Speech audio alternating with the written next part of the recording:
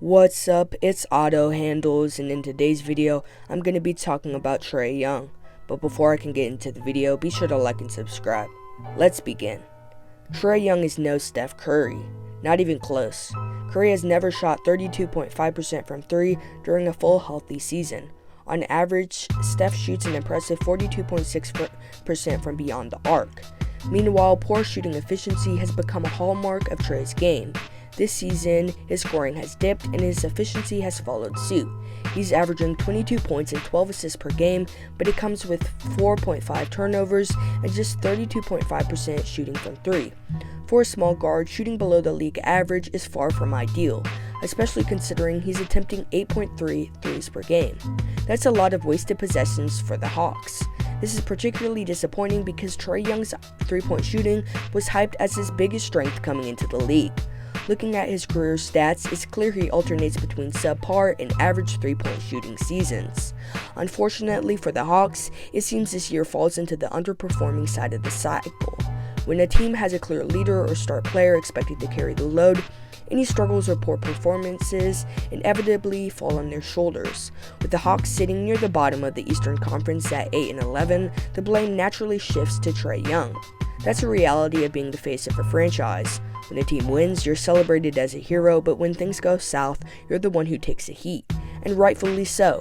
Trae Young ranks second in the league in turnovers, trailing only Cade Cunningham, a player with a significantly weaker supporting cast and a roster full of young, developing talent. Trae's situation is entirely different from that of the Pistons' former number 1 pick.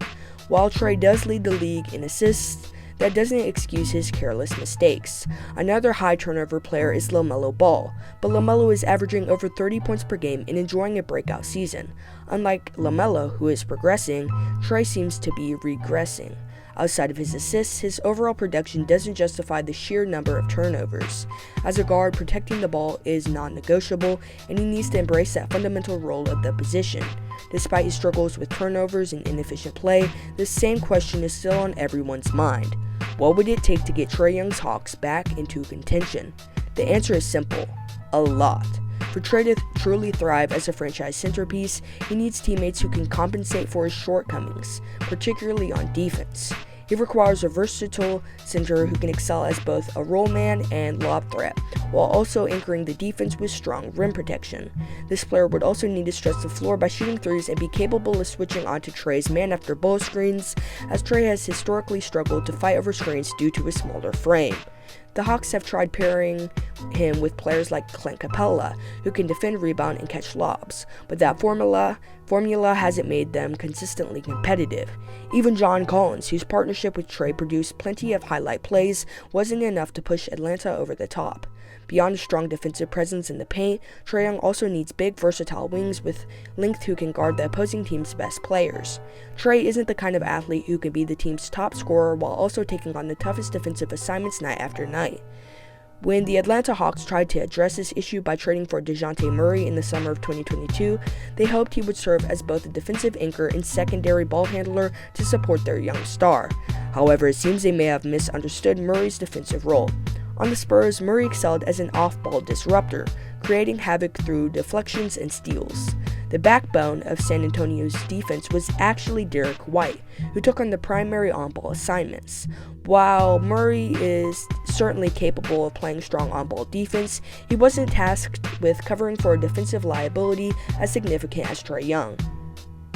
Instead, he was surrounded by strong defensive teammates in San Antonio, which allowed him to shine in his role.